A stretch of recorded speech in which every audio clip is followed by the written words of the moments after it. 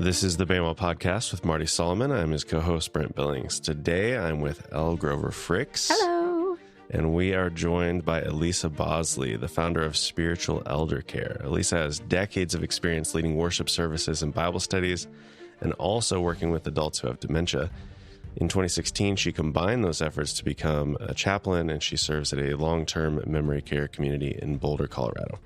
Elisa, welcome to the show. Thank you. I'm honored to be here. Yay. We're so glad to have you. And I think we're going to talk about, maybe some more exterior parts of your family as we go through this conversation. But I want to know, what is your current home situation like? What are your hobbies? What are a couple of things that would just give us a little idea of what your interests are? Oh, great. Well, that I didn't expect that. But yes, my husband and I just celebrated our 40th wedding anniversary. Ooh, congrats. We got married. We got married right out of college, or actually graduation weekend. Wow. And we have kind of lived all over the West Coast. And I worked for many, many years in the publishing world. I'm still a professional writer and editor as a freelancer, but previously I worked for a magazine and a food editor specifically, and loved that career until it just became a little too much for me, and decided, no, I'm done, and left that job very happily and amicably in 2015. And that's when the chaplain stuff started to take over. We have 3 grandchildren. So we are incredibly fortunate that both of our adult children, our son and daughter, and their spouses both live nearby. Oh, that's and so sweet. so we're just, we're the luckiest grandparents in the world. So we have a 3-year-old grandson and then 2 granddaughters, both of whom are almost a year old. One from my daughter's family and one from my son's family. Beautiful. So yeah, I feel like living the dream. Yeah. Get to see the grandchildren and my grown children and their wonderful spouses as often as we like. It's really a huge blessing. Wonderful. What brought you specifically to the important work of elder care, and what brought you to that from the food industry or the writing about the food industry space? Yeah, it was quite a shift. I like I said, I loved being an editor and the food world, but I did find that it was reaching the end of its enjoyment for me, for lots of different reasons, nothing to do with the people I worked with, who I still love. But I think it was God moving me on. So I've always had a love for and a value for elders. I was very fortunate that I had all 4 of my grandparents in my life, well into and past my college years. They all lived really a long time. That's wonderful. My mother is Latina. She's from Central America. So that's also, I think, a cultural thing. Like the elders are very much a part of the family. They're not kind of, set aside in special homes as much in Latin America. So, jettisoned. And so I was really fortunate to have that experience with elders from the time as long as I can remember. Then my father-in-law developed Alzheimer's disease. He passed away in 2012 at the relatively young age of 76. And even though I was working in publishing at the time, my husband and I were intimately involved with his care. My mother-in-law was the primary caregiver, but they also live in Boulder. And I loved hanging out with him. I loved it, and found that I was good at it. It was one of those things where it was just very natural for me and not fearful or weird or anything. And I just really enjoyed being with him, and got that kind of feedback a lot from people, like, oh, you're so good at this, So after he passed away, I started volunteering at a memory care community close by my home. And again, just found that I completely loved it. I was very fortunate that particular community had and has a real value for spiritual care. And I say that because that is unusual. That is not necessarily something you will find prioritized in long-term care communities. Right. And so I just was really lucky to land at this particular place that had a value for that. And they had a weekly church service, non-denominational church service. And part of my volunteering was bringing people and sitting with them. Well, with my background as a worship leader and Bible study leader, I was like, this is the bomb. I love this so much. Yeah. This is so great, because I could see how the hymns especially, but all the forms of church brought to these people that could no longer get out to their own places of worship, how it met them and brought them so much life and joy and alertness and blessing that lasted, right, past just the hour-long service. So long story short, when that activities director moved on to another role, the staff there knew my background as a church person, quote unquote, and asked me if I wanted to take over the spiritual care part of the activities, as they call them. And of course, I jumped at it. And that was about the time that I was leaving the publishing world. And, it was just really God's providence that the timing came together in such a beautiful way. So started leading a Bible study there with a little tiny group of people, which just grew and grew and grew. And the church services every week. So that's lovely. That was a long story, but it's great. That's basically how I got into it. I love that you felt led by what you loved doing and what you felt already comfortable doing with your gifts and what brought you joy to do. Right. Rather than this big onus of, well, somebody's got to do it. Right. Yes. So that's really lovely. I do think that's God's way, right? He does lead us. Who wants to be ministered? Right. Who wants to be ministered to by someone who's like, this is my suffering. Right. Is being with you.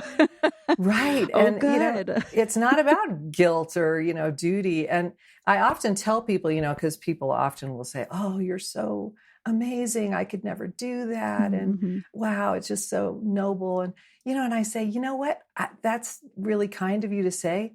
At the same time, I don't really want to hang out with little kids at Sunday school. That's not my thing. Yeah. Right. But I'm so grateful for the people that do that, and middle school teachers and people that are doing all these other things that their hearts are led to. Right. And it just, it makes sense to me. It's like, that's the body of Christ, right? We're not all the ear or the, eye or the foot, but this is what I love. And I found that's kind of my happy place, is to be with these people. That's so beautiful. So I have a very minimal and kind of confusing experience with dementia and Alzheimer's from my family, particularly on my dad's side.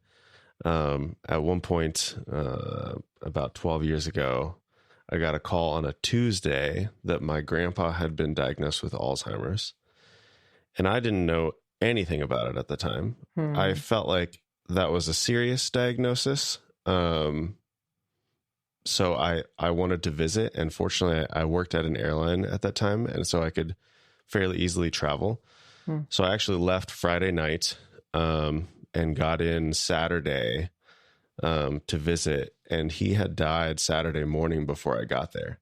Oh my goodness. And I was like, I thought this was serious, but I didn't think that was a fatal diagnosis, right? Like it's not supposed to be. So I'm assuming that was just coincidence that he got diagnosed late or whatever, or I don't even know. Like it was just kind of a crazy time. And I never really thought like, oh, I should learn more about Alzheimer's, because it was just like, I was focused on so sudden hanging out with my grandma at that time and just being there for her in that moment. Cause it was just all very sudden. But then 10 years later, my grandma died, and my dad had said oh, she has dementia. But as far as I know, she was never officially diagnosed. And it seems like there's a pretty wide variety of things that dementia could mean. Is it the kind of thing that you can just know that somebody has? Like, do you need a formal diagnosis? Do you have to have a diagnosis to get care for it?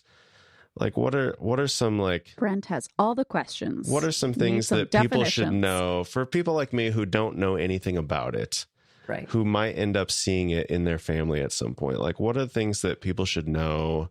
Like, how serious is it? Like, I'm assuming, like, if you hear Alzheimer's, it's not going to be my experience where they're going to die within a week. Like that. I don't think that's normal. Is that normal? I have never heard of that happening, Brent. Okay. That's a new one for me. And that could have had all kinds of issues behind it. I couldn't possibly speak into that, but I will say you did exactly the right thing, which was to show up. And that's so often, what I tell people is like, wow, if you have any curiosity about dementia or Alzheimer's, really the first thing is just to show up and not be afraid, but go and be with that person or their loved ones or whoever that is. It is a fatal disease. It is something that eventually your body will forget to breathe or to eat or whatever it may be. But the variation of that in terms of time and how it affects the brain, as I mentioned before, that Alzheimer's is the largest kind of bucket of dementia diagnoses. But dementia is the umbrella term. So Alzheimer's is just one. And I mean, it's an enormous percentage. Oh, I'm trying to remember exactly what it is, but it's something like, 50% of people over the age of 85 will have some form of dementia. And that just really means cognitive impairment, which can manifest in a lot of different ways, depending on the specificity of the kind of dementia. With Alzheimer's, it's almost impossible to predict exactly. It is impossible to predict how the disease will progress because it's, one of the sayings is if you've seen one case of Alzheimer's, you've seen one case of Alzheimer's. It's going to be different every time because it's like a, if you picture a tapestry and little threads get clipped, maybe it's the language thread or the motor skills thread or the filtering language thread or whatever. And you don't know which one or in what order or if they ever will get snipped. But slowly that tapestry gets more and more holes in it and less ability is left. So that's kind of the best way to think of it. But it's an enormous spectrum of how it shows up. The people that I work with range from, wow, you could almost not tell that they have some kind of dementia. They seem to be conversing just fine, to people that are 100% nonverbal or, and everything in between. What's one misconception you think that folks have about working in elder care? Working in elder care or dementia? Both, either, whichever speaks to you. Okay. Well, I would say the biggest misconception, I think, in terms of working with elders is that it's depressing. It's not depressing at all. I mean, it's, I think, an absolute blast and really a lot of fun. I mean, you go into it knowing this is a different kind of scenario that our culture doesn't value really. We're very nervous about death and we're very nervous about decay and all those things are on full display. So people think, oh, I can't do this. It's going to be so depressing. And I just want people to know it's not depressing at all. It's really just miraculously joyful. In terms of dementia, I'd say that's, similar. I would say that's also true, that it's very far from depressing. It's actually really joyful. But the other big misconception with people with, that people think about people with dementia is that they're gone, that they're not themselves anymore, that you hear that a lot. It's not my mom anymore. They're just gone. They won't remember anything anyway. Why should I visit? Why should we do a church service? Why should we do a Bible study? They're not going to remember it anyway. And that is just simply not true. In my experience, it's just not true. They are very much alive. And I do believe that the scriptures teach us that, that our outer bodies are wasting away, no doubt. But our inner selves, our souls are being renewed day by day. And that the souls that are in us and in the people with dementia are just as young and vibrant as the day they were born. Wow. They're there. They are there, and they are not gone. So that's definitely one of my little soapboxes. That's beautiful. Is that what makes it so joyful to you when you say it's not depressing, it's joyful? Is it because that element of themselves is still so present, or is there something else? Yeah, I think because, it's what I said to you earlier, Brent, showing up being the key thing. When you show up, you see what can happen, when you're paying attention.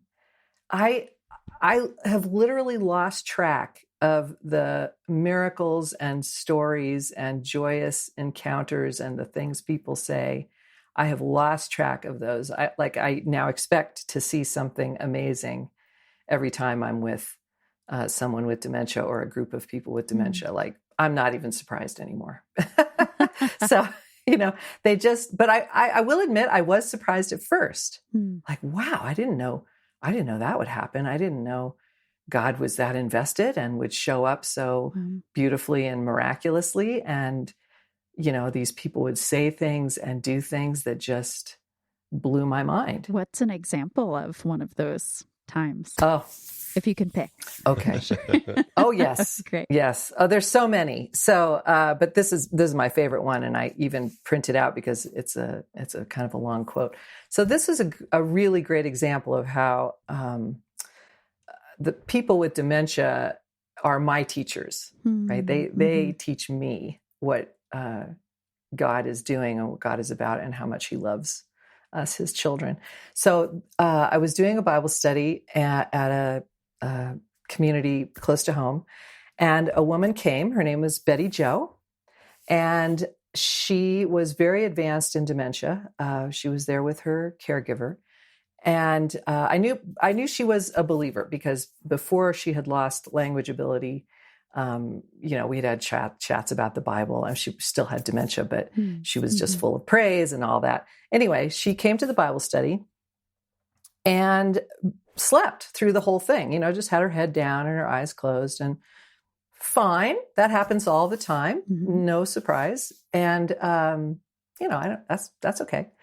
So we were studying the story from Mark chapter 5, the healing, Jesus heals the woman that has the flow of blood, which is now one of my favorite stories. And, we're talking about it, and we go through the whole passage, and then we wrap it up, and we say the closing prayer. And after the closing prayer, Betty suddenly lifted her head. Now, this is somebody who had really not spoken in quite a long time in any length, right? At any length. And she lifted up her head. I'm going to read what she said because I just started writing it down. She said, she had the opportunity to tell the whole thing, and Jesus waited to hear the whole thing. She was kicking up her feet. Think how long it had been since she wanted to dance. Maybe never. Hallelujah. What a wonderful day this has been. How do you think that woman felt? Nobody would mention it, let alone heal her. But God touched her right there. She didn't know God from a pea in a hole, but she was healed. Hallelujah. Glory. How do we feel right now just thinking about it? Wow. Amen. And I was like, oh my gosh. I said, Betty Jo, how do you feel? Because this is one of the things, right? She just said, how do we feel? And I said, well, Betty Jo, how do you feel? And she said, like I had been shattered and then lifted out of hell. Wow. To live like a live person. Wow. I mean, mic drop. I just, and she went on for, I don't know, maybe 10 minutes. Wow. Just praising God. And that was just, she taught me then, like, do not assume that they're not hearing and that the Spirit is not at work doing something through the word. This is just the power of, you all know this. This is what BAME is about, right? You study the word, and the word is so alive. It is. And does more than we can imagine, and that cognition is not required.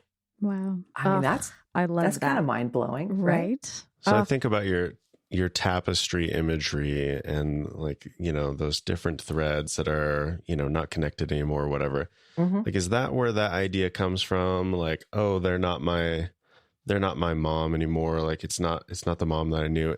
And maybe that's just because like that one thread that helps her remember like her kids' names. So like you walk into the room and she doesn't know who you are, but then all the other threads are still there. And so she has all of the memories of all the things that she's done with you. So is it just like a matter of understanding like, hey, you're going to walk in and she's not going to know your name, but that's okay because all of those other experiences are still there and you can talk about those stories. And like, is it just a matter of like knowing the right things and just being able to step back and say, it's okay if she doesn't remember my name. And maybe she will at some other point. Like you didn't expect Betty Jo to pop up and like, you didn't think she was listening. You thought she was asleep. And then all of this happened. Well, expectations is always a huge part of it, isn't it? Of any interaction that we have with people, right? It's like, well, yeah. And it's so painful. And I do want to say this. I never want to underestimate or minimize how difficult the dementia journey is. It is difficult and hard. But what I want to come against is kind of this relentless negative narrative that it's only hard and only negative and only sad. It's not that it's not hard, and it is hard and it is sad, but that's not the only story. And so yes, Brent, the showing up, and I think having the expectation that it's our job to enter into the person with dementia's world. It's our job to be part of their current reality, right? So they never know what my name is, right? But they do know that I'm someone that they like and that there's something positive about our interaction. And that's good enough for me. That's all we need. But if they're in a different place, this is what's one of the things that's interesting to me. And again, I'm going to tie it back to Bema as I've been listening to it. And I'm not even through the prophets yet, but I'm getting there. All of the repetition about caring for the widows and orphans and aliens. And, of course, for me with my line of work, I'm like, yes, that's right. That's right. Because I would argue that people with dementia are all three. Absolutely. They're often literally widows. Often they are orphans, but they still remember their parents. They often say, where are my parents? And they're aliens because they're from, at that point of their lives, they're kind of in a different reality. They're from a different land. And it's our job to enter into that space and that land and say, okay, where are you?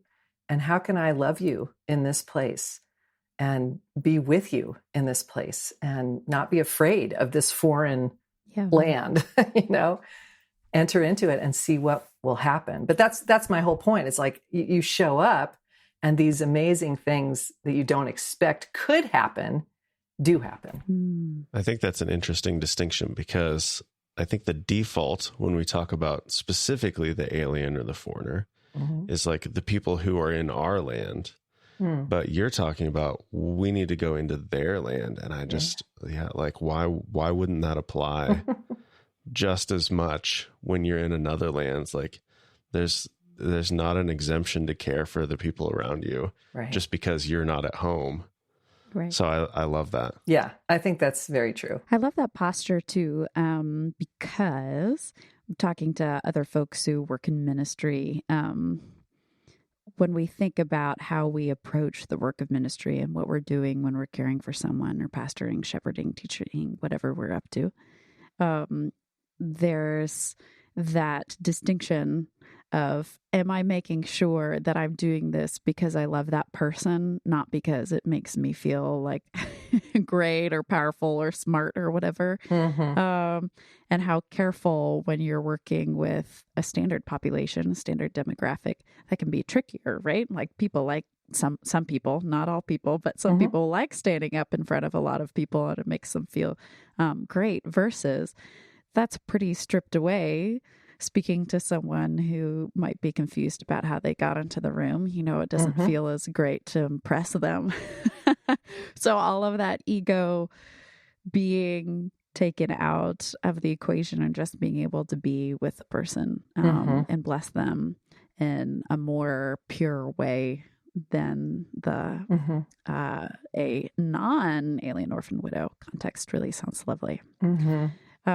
Is there anything as you were growing in your time in elder care that surprised you or delighted you from working in the field that we haven't talked about yet? Oh gosh, did I already talk about just the humor of it?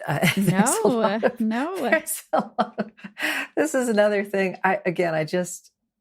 The word delight is so appropriate, I think, in this context, because I am regularly delighted by the interactions that I have, these people can be really funny. I mean, they're again, they're not gone, and Right. they want to participate, and they get it when we're saying something funny. I love to use humor in my church services or, in a Bible study. I'll get up and act things out, anything to make them smile. Sometimes they'll get the joke. Sometimes they won't get the joke, but it doesn't matter. But then, like I remember doing some Bible study. I can't remember which one it was, but it was something about going down to the pit. Yeah. And, I'm talking about, well, what is a pit? What's a pit like? And like, boom, boom, boom. They were like, it's pitiful. It's the pits. It's like, that's right. They just were on it, right? That's They great. just got it, and I had one woman who, when I came in, again, they don't remember my name. That's fine. But she kind of lit up when she saw me, and I said, yeah, I'm here, Joanne. And she said, yeah, I remember. Now, she didn't say, I remember you, but yeah, you're here. And I said, yeah, you can just call me Miss Bible Study. And she said, or Miss BS for short. That's great. And she knew exactly what she was saying, right? Because she said it with a twinkle in her eye. That's great. So yeah, I love the humor. I love the tenderness. I get to see these people with dementia also serve each other. Oh, that's lovely. It's so beautiful. In a church service, somebody will be, helping somebody find the right page. I have these large print hymn books because they're used to holding something. They don't need to use the hymn books, but they're used to holding something. So I made these large print hymn books.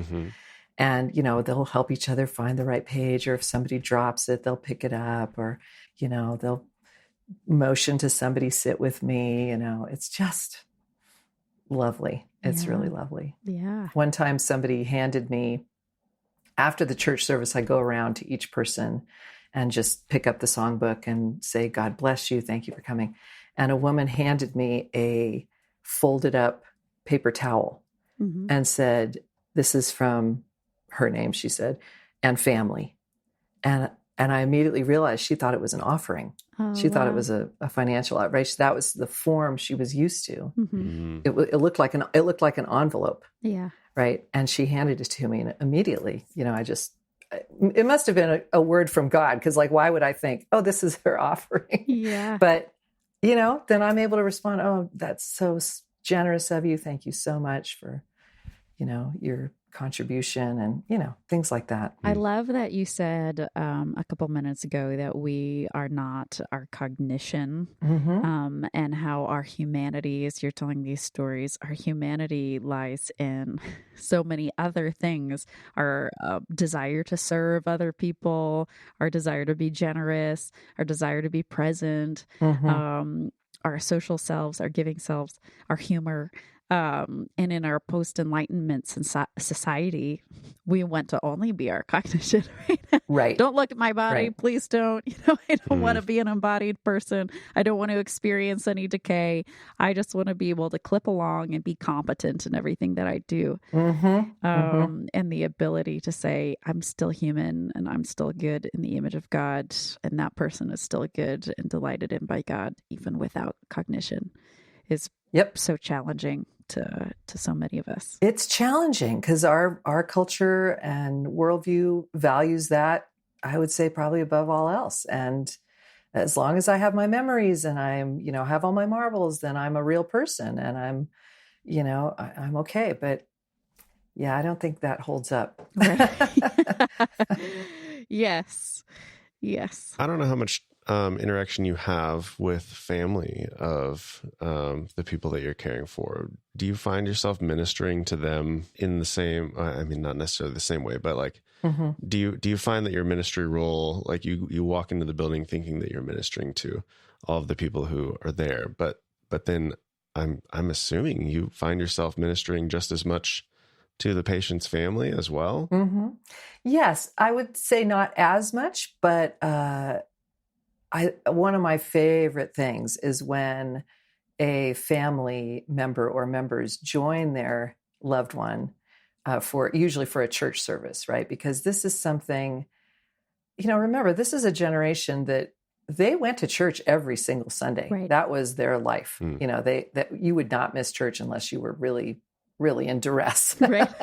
And so, but these are people that can't get out to church anymore. So bringing church into them and then to worship with their families again just turns out to be an enormous blessing for these families. So yes, I've had numerous family members just make it a priority to come every Sunday and at the right time and, join their loved one, and they get to sit with them and sing with them and participate in these very familiar rituals and see their loved one,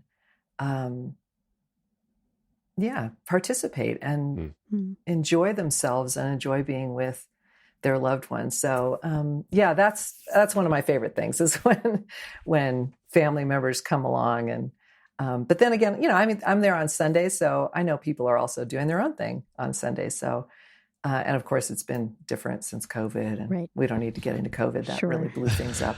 Sure. Yes. Do you find any particular, theological disputes? I mean, people have been raised in a certain church culture that does communion or the Eucharist in a very specific way. Yeah.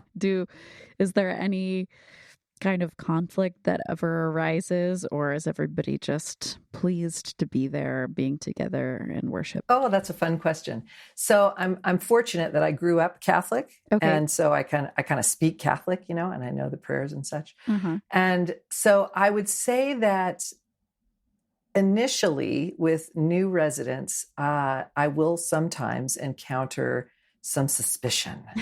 Right. First of all, because I'm a woman. Right. Scandal. Oh, goodness.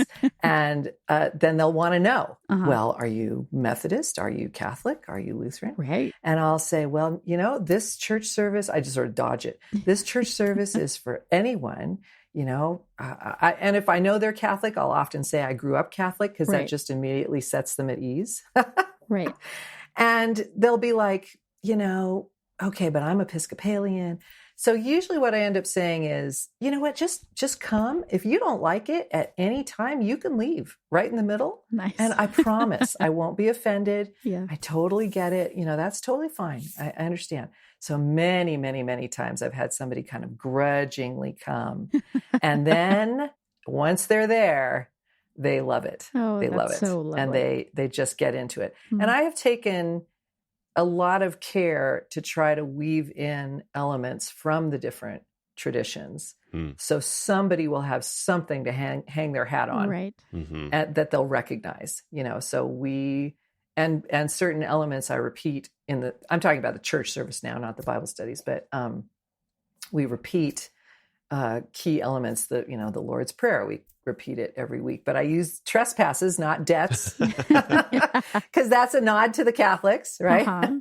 Yeah. And we recite the Psalm 23 in the King James, because that's how most people memorized it. You'd be amazed how many people know that from memory. Yeah. And then we have a variety of songs. I'd say half the service is singing, because music, we haven't even touched on music. A huge key part of this ministry is singing these classic old hymns and spiritual songs. And I've tried to, again, have a cross-section of songs that appear in different hymnals, right? So I know this is traditionally sung in the Catholics and this is the Lutherans, and, so try to get a cross section, and Wow. It's great. So people, they might start out a little hesitant and suspicious, but Sure. I have yet to have somebody who I haven't won over. They just enjoy it. It's meant to be enjoyable and fun. I love that. We love to construct so many of our identities around these different hedges and different, I'm this, or I'm Methodist, or I'm this, or I'm, and being able to let go of those at the end of life and enjoy togetherness. And worship is really lovely. And I'm proud that the elders themselves do that, because again, for that generation, their denomination was an identifier. Right. And I respect that. I do. But it does take them kind of entering in, and they themselves choose to, kind of let go, like what you're saying. Yeah. Which is great. That is great. What's one thing that the larger community, because most of us aren't in these little enclaves, right, of special populations.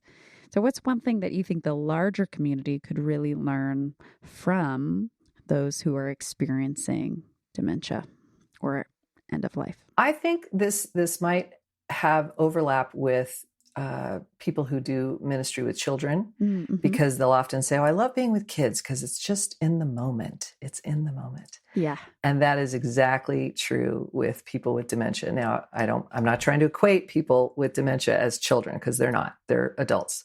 But they are, by virtue of the dementia, really, they are in the moment. The moment's the only thing they have. There is no 5 minutes ago. There is no 5 minutes from now. It's just right now. And that, for as much as we talk about that as, this thing that we're all supposed to try to embrace, being in the moment, right?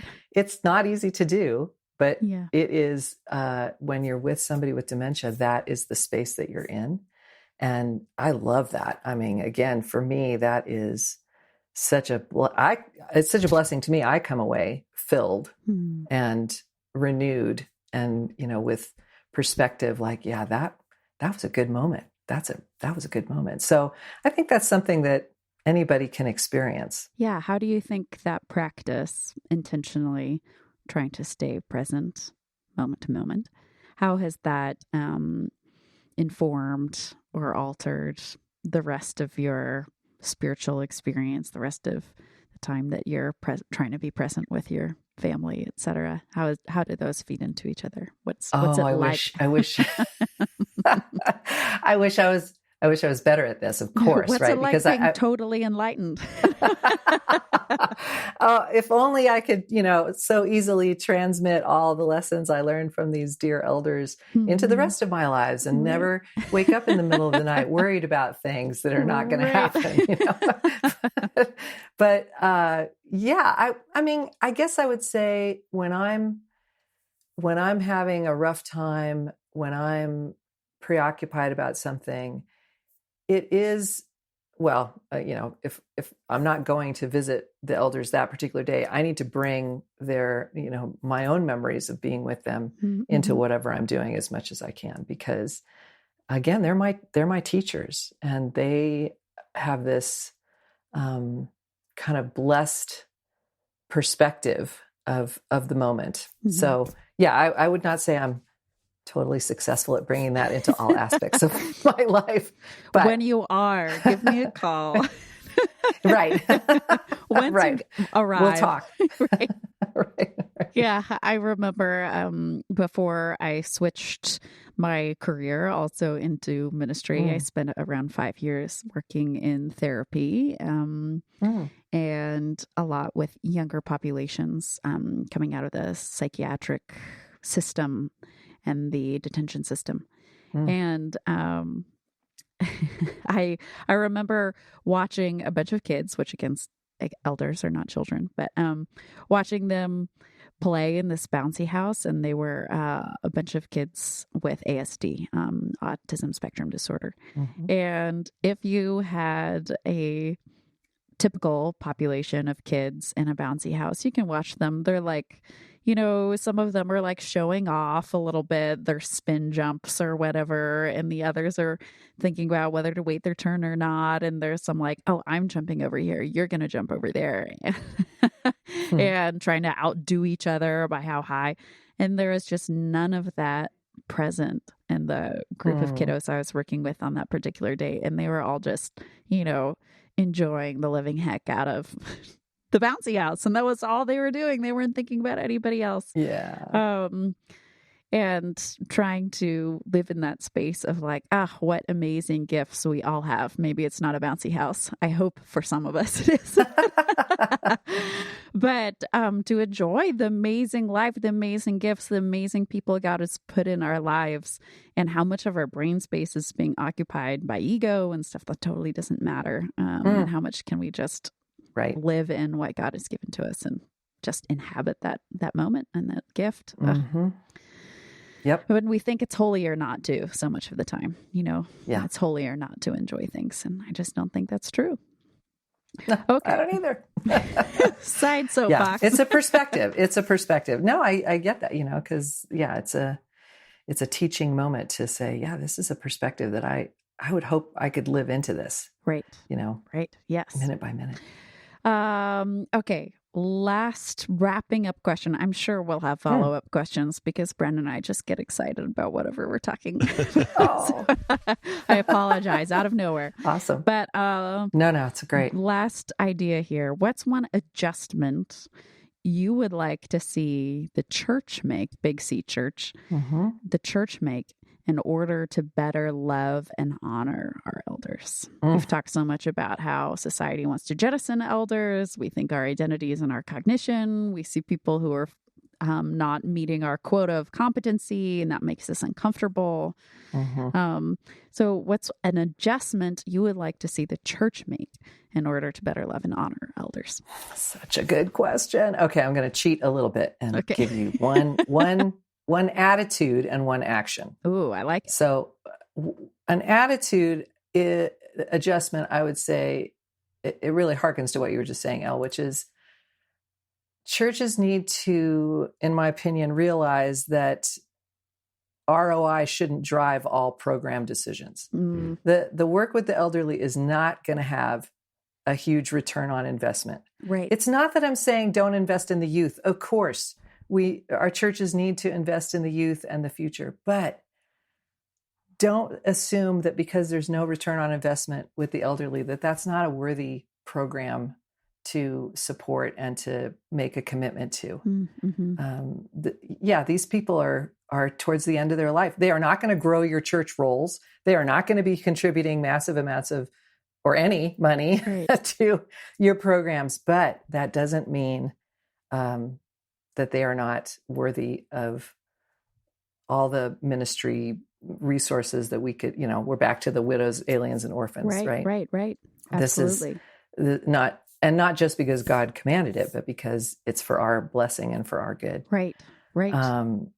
So there's that attitude adjustment. And then second action, I think it comes full circle, Brent. Show up, right? Just go.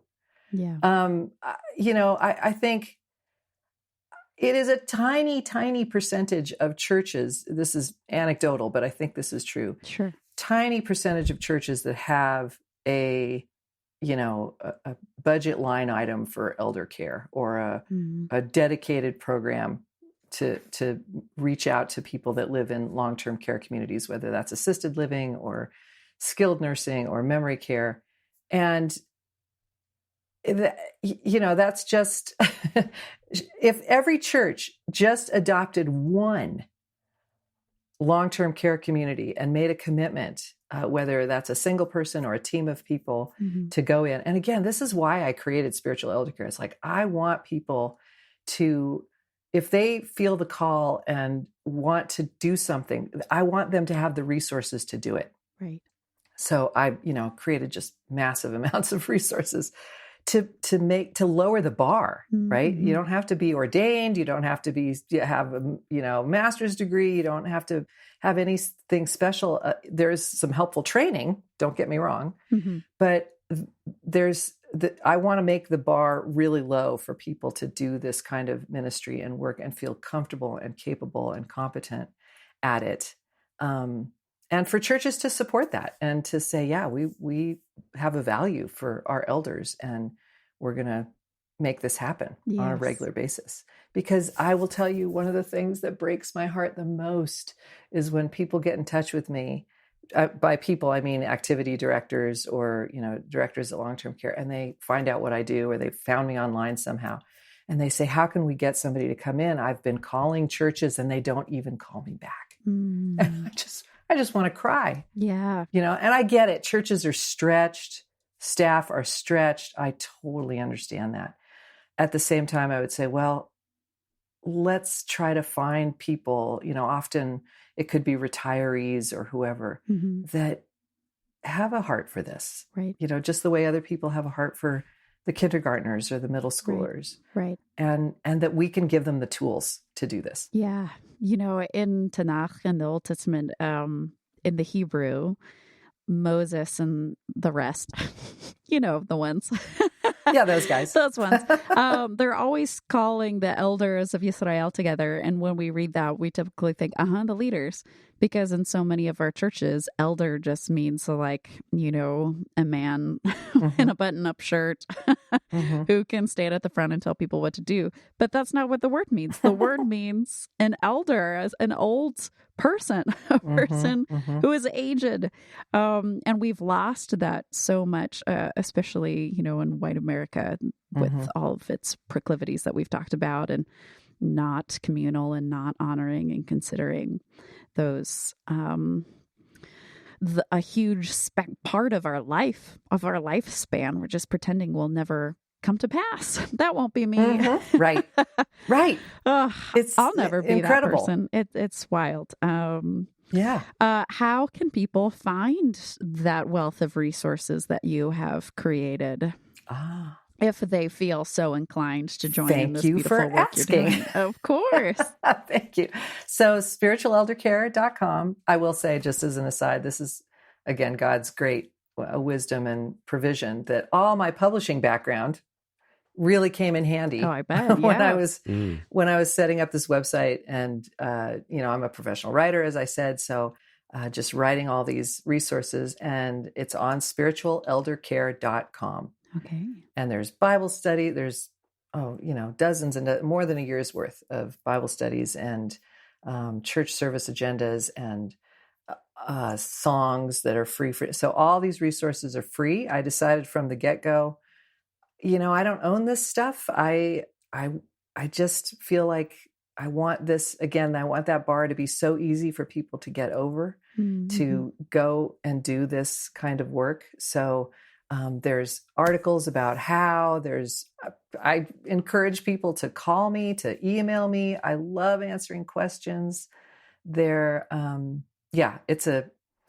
It's a lot on that website. If you fantastic, because people ask me for things and I'm like, yeah, I can write that. And I'll just write things. I had one woman from Australia contact me and say, well, I have no church background, but my elders really want to pray. What can I pray with them? Like, got you covered, right? So here's some prayers you can do. And by the way, prayer is a great, easy on-ramp for elders with dementia. I have never had anyone say, when I ask them, would you like me to pray for you? I've never had anyone say no. Wow. That's so you just pray for 30 seconds. You're golden, right? Anyway, so spiritualeldercare.com is a good place to start. But again, if people want to get in touch with me, I'm happy to answer questions and get people started. Talk to churches. I remember Marty saying on one of the podcasts a while back, I need more of me. And it's like, yeah, I want to train more people to do what I do. Right. And we'll see how that comes about. And that's kind of the next frontier for me. How can I duplicate? Right. Yeah. This work. Well, thank you for teaching us and testifying to the work of God that you've seen and the image of God that you see continually and our fellow humans, our brothers and sisters in Christ, no matter the age or cognitive ability. So thank you so much. Whether we all have grandparents, whether we have a relationship with them or not, we're all surrounded in some form by people who are experiencing a different season of life that we can learn from and take these things, even if we're not going to necessarily have the power, the privilege in our community to say, hey, we need we need to divert church resources somewhere. And maybe we do have that power and privilege, and we should. All sorts of people can learn from the things that you talked about today. So thank you so much for sharing. Oh, thank you. It's my privilege. I really appreciate your interest. Oh, yes. Yeah, it's funny. Typically we ask for what are other resources? What are other things? But as you've been talking about it, it strikes me as sort of a similar way we talk about discussion groups. And I don't know if you're to the point where we have, more and more. I think we have the map. At least we had the map by the time we get to the prophets. But we tell people all the time, they'll email and say, "Hey, I want to start a discussion group. What do I do?" It's like, just get people in a room and talk about the Bible. Like, it really is that simple. And just a lot of the things you're saying, like, just show up, just pray with someone. And if you don't know how to do any of that stuff, your website has all of those resources to make it simple. And so just the idea of keeping it simple, like I just love that. Like, just do the simplest things. And it makes such a huge difference. Absolutely, Brent. That's extremely well put. Thank you. So yeah, I would encourage everyone to go check out your website, see the resources that you have available, and figure out those ways that you can get involved in your local community. These sorts of communities, these long-term memory care communities, are basically everywhere, right? Like yes, like it's not really possible to not have one. Like, how remote would someone have to be to not have one nearby? Like, they're Uniontown. Yeah, well, yeah. That's where I live.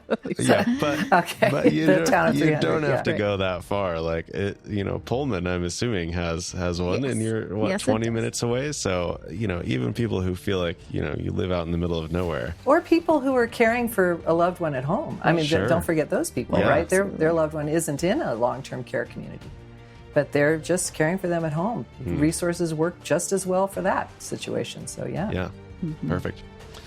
Okay, well, that will be in the show notes at baymont.com. If you want to get in touch with us, you can use our contact page. And as Elisa said, get in touch with her if you have any questions about the work that she's doing, or how she can help you be involved in your community. So, yeah. That does it. Thank you so much. Yeah, thanks for joining us on the Baymont Podcast. We'll talk to everyone again soon.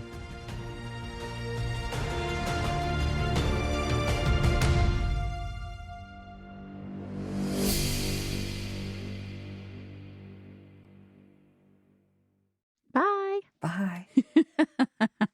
Ooh, bonus question, Elisa. I forgot to ask this. Yeah. Do you want to tell the story about how you got connected to Baymont in the first place, and how this interview even came about? Yes. Does Elle not know this? I told Brent this the other day. I don't. I think it involves your son and Marty. Yes. That's yes. just So about it. Marty was doing the book tour and was swinging through. I was already listening to Baymont podcast because, I should have given a shout out to my friend Hillary and I'm Sam, going to put this in the show. son. So you do all the shout outs you want. Okay. Well, so almost simultaneously, my friend Hillary and my son Sam both sort of said, "Oh, you got to check out the Baymont podcast. You're going to love this," And so I'm not really a podcast listener. It is the one and only podcast I listen to. Well, you picked a good one. Love it. It has, so good. So at any rate, Marty was doing the book tour through Colorado, and our son, told me, I wish I could go here, Marty, it would be so great. But, we have 2 little kids, and Jen doesn't really, just like, that's a lot to just take off for the whole evening. And I was like, well, Sam, I'll happily babysit or, come and hang out with Jen and the kids if you want to go, because as I told Brent, I'm like, what parent would say, Sam, you want to go to a Bible teacher? I'm not going to make that happen. It's like, well, of course I'm going to make that happen. Right? It's like every parent's dream to say, oh, my kid wants to go hear a Bible teacher. So, and then my husband ended up going with Sam, and they went to Marty's book signing, got the book. Both of them got the book, which is great. And at that point, Sam must have chatted with Marty and told him about my ministry, because he knew, he having finished the entire podcast, he knew that you all now had these guest speakers. And I was just blown away. I just thought, what a beautiful, it'll make me cry just thinking about it. What greater approval could you ever ask for than that your own child would say, I want my mom's ministry to get some attention and airtime. And it was just a beautiful thing. So I'm not sure I expected anything to come of it, but he told me, I told Marty about your work. It's like, oh, that's awesome. No, here we are. So I know. So yeah, I'm very grateful.